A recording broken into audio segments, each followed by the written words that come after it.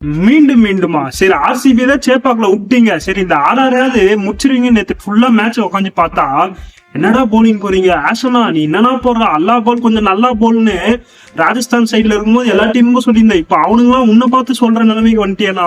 நீ போடுற ஒரு பாலும் அந்த நிதிஷ் ராணா அடிக்கும் போது ஃபார்ம்லே இல்லை. 2 மேட்சா அவர் ஃபார்ம்லே இல்லை. இந்த மேட்ச்ல என்ன நினைச்சு வந்தாருன்னு தெரியல.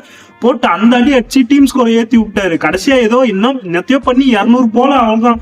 சரி, இந்த டார்கெட் அடிச்சு ஜெயிச்சிருவாங்கன்னு தான் நினைச்சேன். ஐயோ, இந்த ராகுல் திரிபாத்தி எதுக்குதான் டீம்ல வச்சிருக்காங்கன்னு தெரியல. டெவான் கான்வே நேத்து பாக்குறேன் வெளியில உட்காந்து இருக்காரு. இந்த ராகுல் திரிபாத்தி உள்ள கொஞ்சம் நல்லா தான் ஆடினாரு. இருந்தாலும் பவர் பிளேல இப்ப இருக்க டீம்லாம் 80-90 ரன் அழகா அடிச்சுட்டு போறாங்க. இவனுக்கு என்னன்னா பவர் பிளேல 3 ஓவர், ஃபர்ஸ்ட் 3 ஓவர்ல 5 ரன் 10 ரன்னே முழுசா தாங்கல.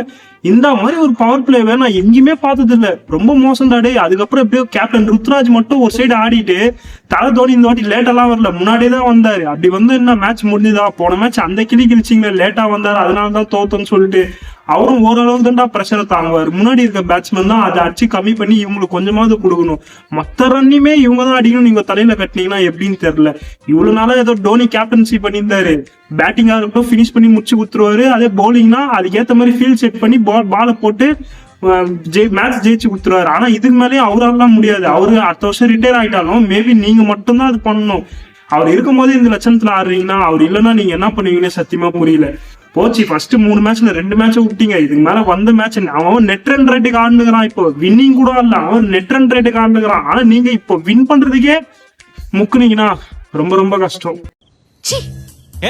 உன்னோட இல்ல